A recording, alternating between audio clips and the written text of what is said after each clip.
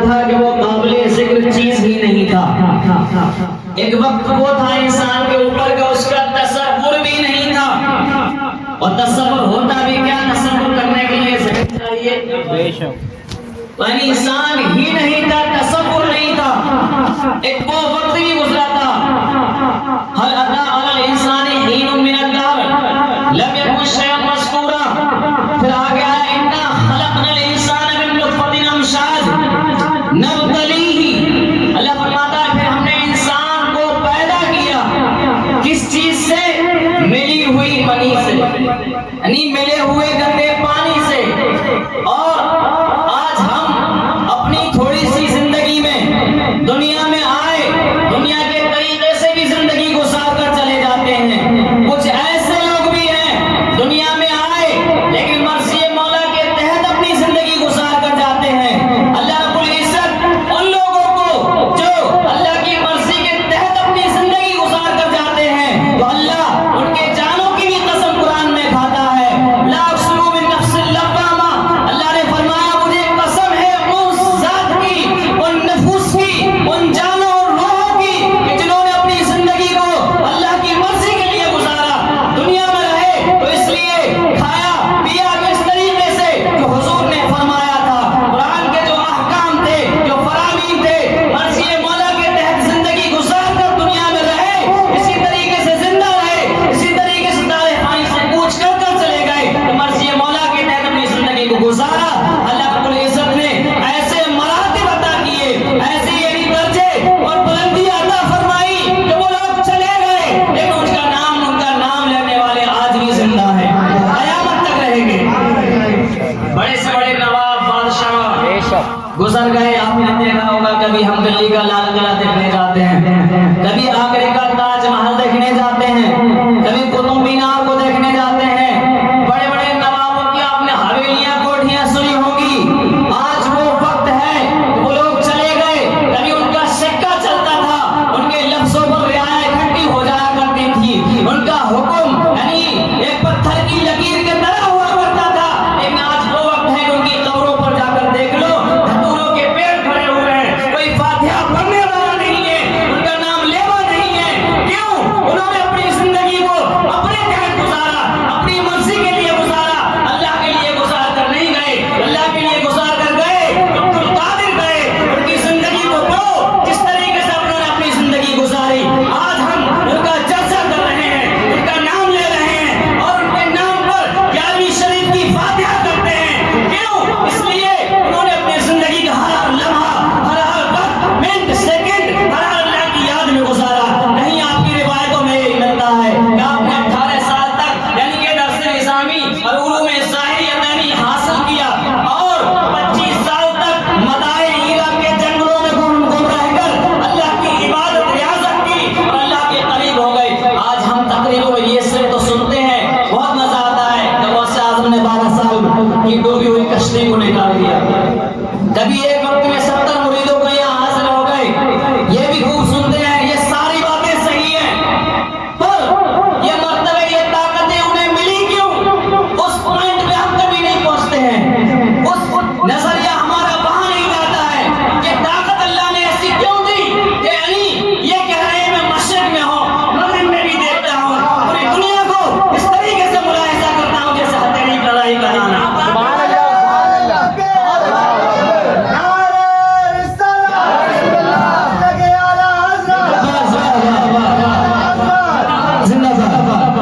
ہم نے ان کی کرامتوں کو تو دیکھا، یہ نہیں دیکھا کس طریقے سے انہیں یہ روحانی طاقتیں عطا ہوئی.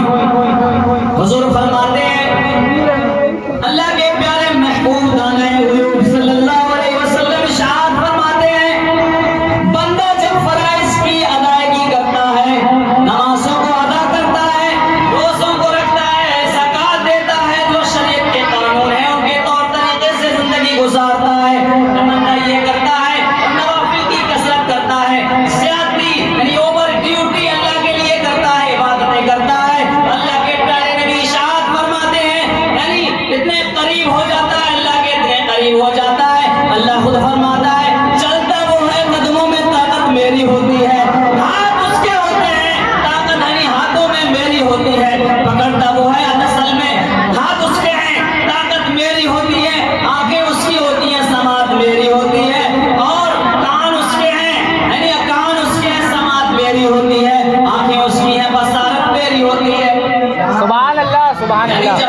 زندگی اس طریقے سے گزاری، اللہ کے اتنے قریب ہو گیا. تو جب اللہ کے قریب ہو گیا تو اللہ اس کی ہر بات کو سنتا ہے.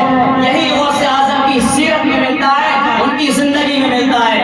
قریب 25 سال تک رہ کر غائب بغداد سے عراق کے جنگلوں میں گھاس پھوس پتے کھا کر اپنی زندگی کو گزارتے ہیں. اللہ کی عبادت اور ریاضت کرتے ہیں. روایتوں میں آتا ہے کہ آپ کے جسم کا رنگ بھی ہرا پڑ گیا تھا. کھانا نہیں، گھاس پھوٹے جنگل کی پتیاں کھا رہے ہیں زندگی گزارنے کے لیے، لیکن اللہ کی ریاضت کر رہے ہیں، اللہ کو راضی کرنے کے لیے. سبحان اللہ سبحان رنگ بھی ان کا ہرا پڑ گیا. کبھی یہ ملتا ہے ان کی تاریخ ہم اور آپ پڑھ کر دیکھیں، 40 سال تک عشاء کے وضو سے فجر پڑھتے نظر آ رہے ہیں، یعنی کہ پوری رات اللہ کی عبادت کر رہے ہیں. یہی تو ثابت ہوتا ہے نا، جس نے عشاء پڑھی اسی وضو سے فجر پڑھ رہا ہے، تو ثابت یہی ہو رہا ہے کہ پوری رات جاگا ہے. اور پوری رات جاگا ہے تو حضور فرماتے ہیں جو باوضو ہے وہ بھی عبادت میں ہے. لیکن غوث اعظم باوضو تو تھے تو ساتھ میں خالی باوضو ہی نہیں عبادت بھی کرتے تھے. 15 سال تک اس طریقے سے زندگی کو گزارا کہ 2 رکعت میں قرآن پاک ختم کیا. یہ پہلو ہمیں نظر نہیں آتے. ہمیں اتنا نظر آتا ہے کہ ہاں غوث اعظم نے 12 سال کی ڈوبی کشتی نکال دی. یہ حق ہے، یہ طاقتیں ملی کیوں؟ قرآن دوسری جگہ فرماتا ہے ان اکرمکم عند اللہ اتقاکم، بے شک اللہ کے قریب کوئی شخص ہے، کوئی ذات ہے تو وہ لوگ ہیں جو سب سے زیادہ پرہیزگار ہیں. جو جتنا زیادہ پرہیزگار ہوگا وہ اتنا ہی اللہ کے قریب ہوگا. اللہ نے نسب بیان نہیں کیا قرآن میں. حضرت بہت اچھا آپ بولے ماشاءاللہ.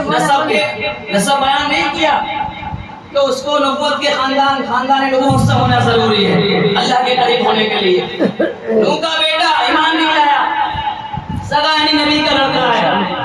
خاندان ایسے اللہ نے نسب بیان نہیں کیا کہ سید ہونا ضروری ہے اللہ کے قریب ہونے کے لیے، یا کوئی اور برادری کا ہونا ضروری نہیں، بلکہ فرمایا ان اکرمکم عند اللہ اتقاکم، اللہ کے قریب ہونا چاہتے ہو تو سب سے زیادہ پرہیزگار ہو جاؤ. تو جتنا زیادہ پرہیزگار ہوگا اللہ کے اتنے ہی زیادہ قریب ہوگا. سبحان اللہ سبحان اللہ. غوث اعظم کی وہ شخصیت ہے، وہ ذات ہے. آپ نے اس طریقے سے زندگی گزاری کہ راتوں دن شب و نہار ہر وقت اللہ کی یاد میں مشغول رہے. اتنی عبادتیں کی، اتنی ریاضتیں کی، پروردگار عالم نے وہ منصب عطا کر دیا کہ آپ بغداد کی سرزمین پر رہ کر کہتے ہیں قدمی حاضی علی رکبت کل ولی اللہ، کہ میرا قدم دنیا کی ہر گردن ولیوں کی گردنوں پر. وہ چاہے اگلے ولی ہوں یا پچھلے ہوں، حضور کا یہی قول ہے، اسی میں اتفاق ہے. تمام ولیوں کا سردار، اس کی گردن یعنی اس کا قدم تمام اولیاء کی گردن پر. اور یہاں ہندوستان کے بادشاہ خواجہ معین الدین چشتی سنجری کہتے ہیں اس قول پر، بغداد کا شہنشاہ بغداد میں رہ کر یہ کہہ رہا ہے میرا قدم سارے ولیوں کی گردنوں پر ہے. یا ہند کا بادشاہ ہند میں اس کو سماعت کر رہا ہے، کہہ رہا ہے غوث اعظم تمہارا قدم میری گردن پر ہی نہیں میری آنکھوں پر بھی ہے، میرے سر پر. سبحان اللہ سبحان اللہ. تو یہ رفاقتیں کیوں ملی؟ انا خلقنا الانسان، قرآن کیا ہے پڑھنے نے، ہم نے انسان کو پیدا کیا کیوں؟ نبتلیہ تاکہ ہم جانچ لیں. سبحان اللہ سبحان اللہ. جانچ لیں، پرکھ لیں. اب جو جتنا کامیاب ہوگا اس جانچ میں اتنا ہی اللہ اسے اپنا قرب عطا فرمائے گا، اسے مرتبے اور بلندی عطا فرمائے گا. اور پھر آگے تو خاصیتیں بیان کی اس انسان کی.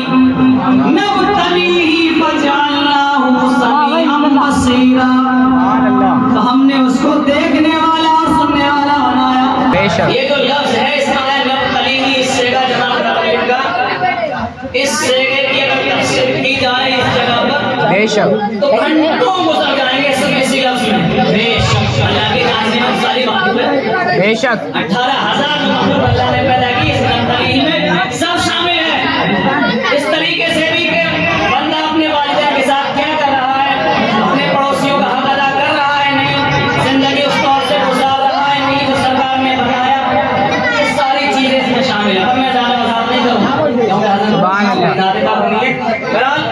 میں نے 2 خاصیتیں بیان کی انسان کی. اللہ نے فرمایا وَجَعَلْنَاهُ سَمِيعًا بَصِيرًا، تو ہم نے اس کو دیکھنے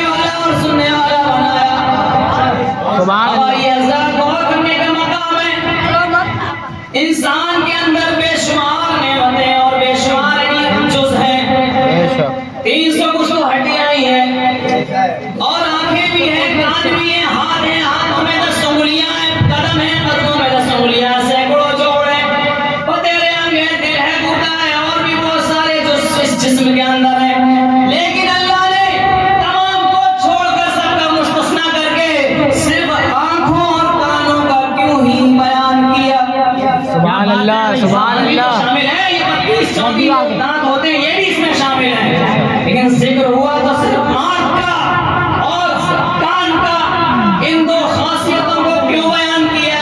اور وہ بھی کس چیز کے ساتھ؟ نوتنی کے ساتھ، تاکہ ہم جانچ لیں. سبحان اللہ سبحان اللہ. پتہ چلا کہ بندہ جب کوئی کام کرتا ہے اچھا یا برا، اس کی پہل، اس کی ابتدا، شروعات یا تو آنکھ کے ذریعے ہوتی ہے یا کان کے ذریعے ہوتی ہے. بے شک سبحان اللہ سبحان اللہ سبحان یہ تو اللہ. ایسی چیزیں ہیں، میں تھوڑا سمجھاؤں. اگر کسی کے پاس پیدائشی کان ہی نہیں، یعنی سننے کی طاقت ہی نہیں، تو دنیا میں اسے نہیں معلوم لوگ کیسے مزے لے رہے ہیں، کس پہ خوش ہو گئے، کس پہ رنجیدہ ہونا چاہیے، نہیں معلوم. دنیا میں اگر کسی کی آنکھ ہی پیدائشی نہیں تو اسے یہ نہیں پتا جنت کیا ہے، دنیا کی رنگریلیاں اور یہ تماشائی کیا ہے. یہ تو ایسی چیز ہے جن کے ذریعے انسان بھٹک جاتا ہے، اور ان پہ پردہ پوشی کر لے، ان کا احتیاط کر لے، ان کو صحیح طریقے سے استعمال کر لے، اس طریقے سے جو امنا کے لال نے ہم کو بتایا. راستوں میں چلو، نظروں کو نیچا کر کے چلو، کسی غیر کی بات سنو تو یہاں سے وہاں نہ ملاؤ. سبحان اللہ نہ کرو، غیبت نہ کرو. سبحان یعنی اللہ. دو چیزیں یہیں پر بتا رہے ہیں نا طریقہ، تاکہ ہم جانچ لیں. اور فرمایا فَجَعَلَ اللَّهُ سَمِيعًا بَصِيرًا إِنَّا هَدَيْنَاهُ السَّبِيلَ إِمَّا شَاكِرًا وَإِمَّا كَفُورًا. سبحان اللہ. آگے فرمایا إِنَّا هَدَيْنَاهُ السَّبِيلَ، ہم نے انسان پیدا کر دیا، دنیا میں آ گیا، آدم آئے، تقریباً 1,24,000 جو بھی نبی آئے وہ آئے، اولیاء اکرام سارے آئے، جو بھی انسان تخلیق ہونی تھی انسان کی ہوتی رہی اور چل رہی ہے. بہرحال اللہ نے فرمایا ہم نے ایک راستہ رکھا. ہر چیز کا ایک مشن ہوتا ہے بے نا، شک. کوئی چیز آپ نے لی، اس کا ٹارگیٹ کیا ہے، یعنی آپ کو گاڑی لی تو اس سے سواری کرنا ہے. کوئی اور چیز لی، ایک مشن کے تحت ایک چیز ہوتی ہے. مکان بنایا تو رہنا ہے، بغیر مقصد کے کوئی چیز نہیں. اللہ فرماتا ہے اِنَّا هَدَيْنَاهُ السَّبِيلَ، ہم نے ایک راستہ رکھا، یعنی لوگ اس پر چلے. اللہ کا جو مشن تھا انسان کی تخلیق، اور اس کے لیے ایک راستہ، سیدھا راستہ، وہ راستہ جس کے لیے ہم ہر وقت ہر نماز میں دعا کرتے ہیں، پروردگار عالم اهدنا الصراط المستقیم، ہم کو اس کا راستہ چلا نام دیا. بے شک سبحان اللہ سبحان اللہ سبحان اللہ. سیدھا راستہ ان کا دن پر، اسی راستے کا اللہ یہاں سے کر رہا ہے. بے شک. اشارتاً کنایتاً اِنَّا هَدَيْنَاهُ السَّبِيلَ، ہم نے ایک راستہ رکھا. تو کچھ لوگ تو ایسے ہو گئے کہ جنہوں نے ان راستے کو اقرار کر لیا، مان لیا، بے اس شک. کے تحت زندگی گزارنے لگے. اِنَّا هَدَيْنَاهُ السَّبِيلَ إِمَّا شَاكِرًا، کچھ لوگ ایسے ہو گئے جنہوں نے مان لیا. وہ راستہ کون سا تھا؟ وہ راستہ نبیوں کے ذریعے ہم کو دکھلایا گیا. آدم آئے، ان سے تخلیق ہوئی، دنیا بڑی، ان کی جو امت تھی انہوں نے بتلایا لوگوں سیدھا راستہ یہ ہے کہ اللہ ایک ہے، وہ اس کا نبی ہوں، اسی راستے پر رہنا، کبھی اس سے ہٹنا نہیں. بے شک سبحان یہ اللہ. سیدھا راستہ تھا. ان کا زمانہ گزرا، شیش آئے، انہوں نے بھی اسی طریقے سے اس راستے کو فالو کیا. نوح آئے، ابراہیم آئے، ہود آئے، لوط آئے، یہاں تک کہ آمنہ کا لال آیا، سبحان اللہ سبحان جس اللہ. کے لیے یہ کائنات باعث وجود ہوئی، اس کے لیے تخلیق کی گئی سالم کی، وہ آیا. اور اللہ فرماتا ہے کچھ یعنی شکر گزار ہو گئے، یعنی نبیوں کے راستے کو اپنا لیا.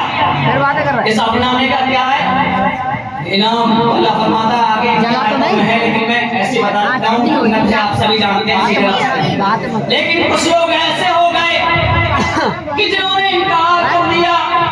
راستہ وہی ہے جو ہم نمازوں میں وہ بھی کہتے ہیں، جو اللہ کو کہتے ہیں لیکن رسول کو اپنی طرح کہتے ہیں، وہ بھی اس راستے کو تو مانتے ہیں نماز میں، اهدنا الصراط المستقیم، لیکن وہ راستے کے جو قانون ہیں ان قانون پر رہ کر اپنی زندگی کو نہیں گزارتے. اس لیے مانتے ضرور ہیں، لیکن جس طریقے سے مانگنے کے بعد عمل کرنے کا طریقہ ہے اس طریقے سے زندگی نہیں گزار رہے، وہ بھی اس میں شامل ہیں. انکار کرنے والے وہ بھی شامل ہیں. تو اللہ نے فرمایا کچھ لوگ وہ ہوئے جنہوں نے اقرار کر لیا، راستے کو اپنا لیا،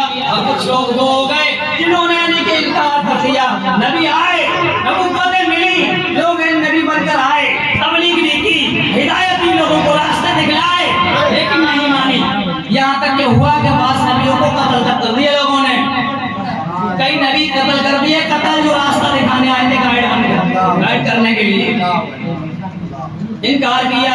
جنہوں نے انکار کیا نبی کی رسالت کو تسلیم نہیں کیا, نبی کو اترنے والے قرآن کو تسلیم نہیں کیا, ان کے اقوال, ان کے افعال, ان کے اثرات, ان کی جو زندگی تعلیمات زندگی تھی اس پر عمل نہیں کیا, تسلیم نہیں کیا.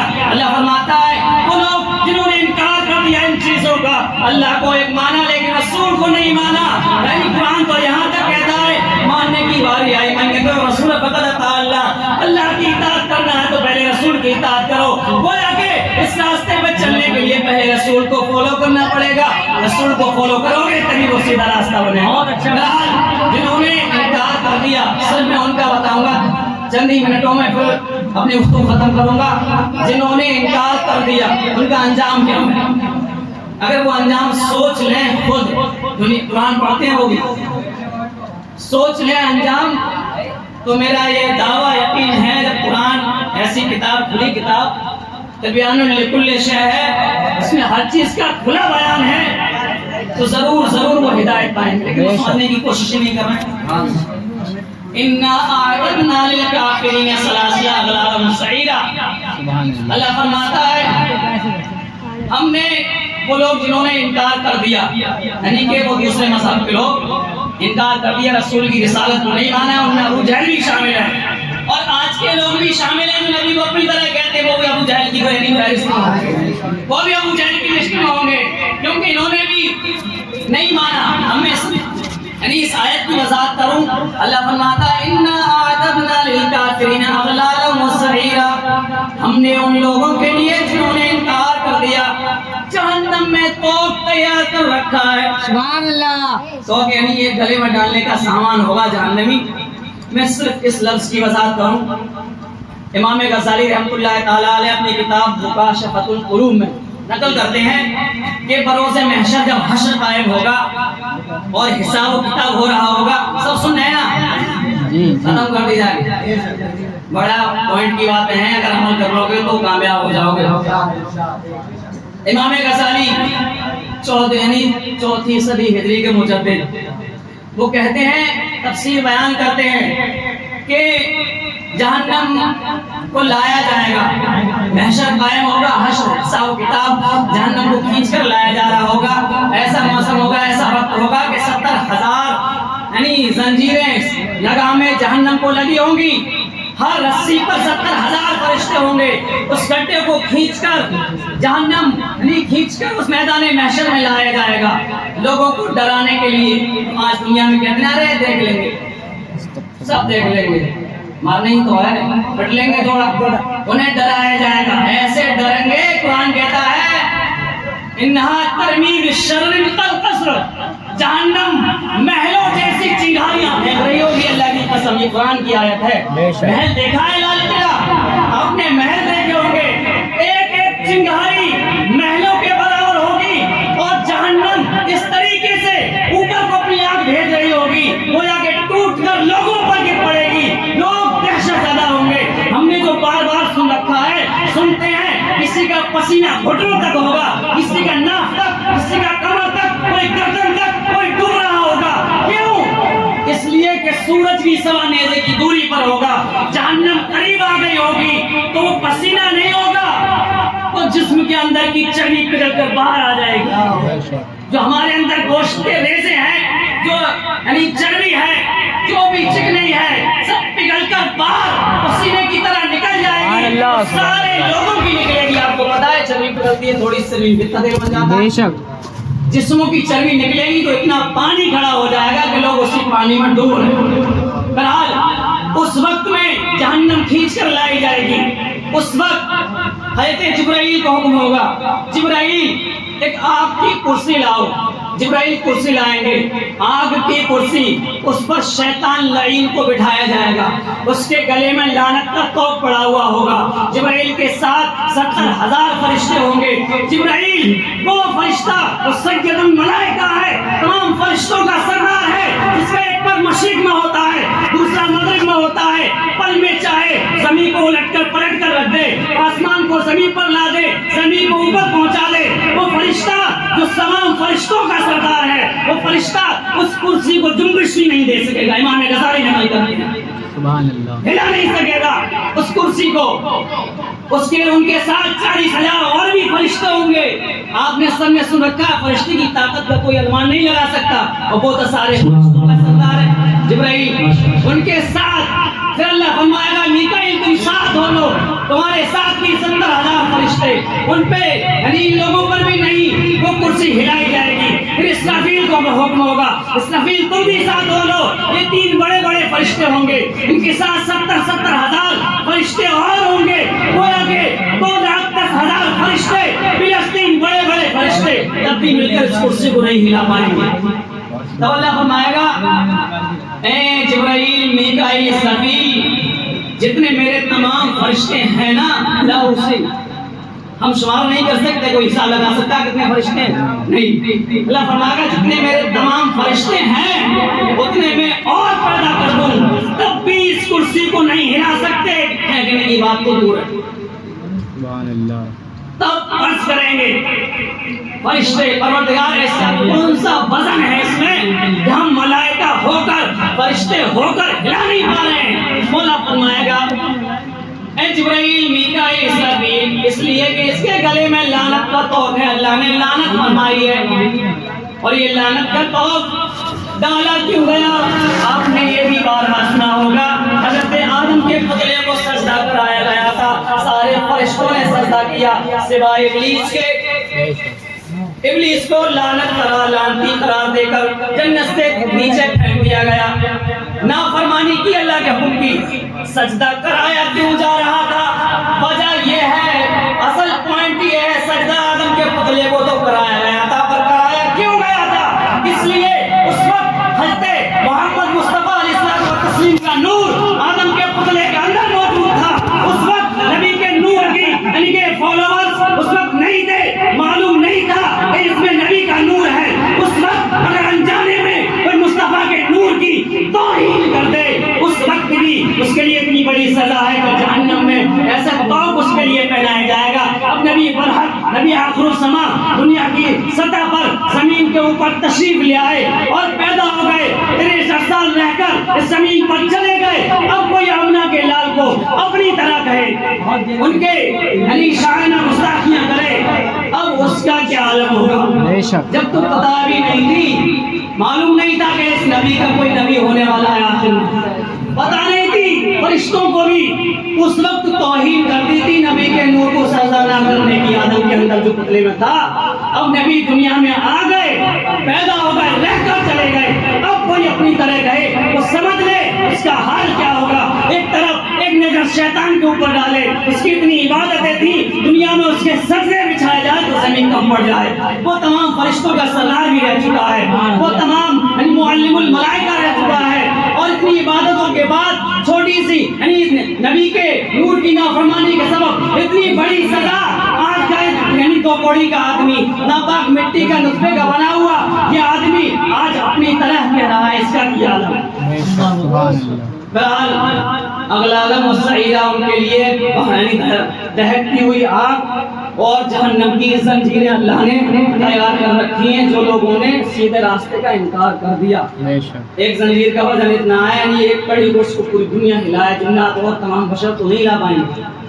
اور وہ دہکتی ہوئی آگ آپ نے سن رکھا ہے. بہرحال میں اپنی گفتگو کو یہیں ختم کرتا ہوں. نعت پاک ہوگی. شاعر لکھتا ہے کوئی گل باقی رہے گا نہ چمن رہ جائے گا پر رسول اللہ کا دین حسن رہ جائے گا. ہم سفیر و باغ میں کوئی طبقہ چہچہا بلبلیں اڑ جائیں گی سونا چمن رہ جائے گا. اطلس و کم خواب کی پوشاک پہ نازانا ہو اس تنے بے جان پر خاکی کفن رہ جائے گا. ہماری نبی السلام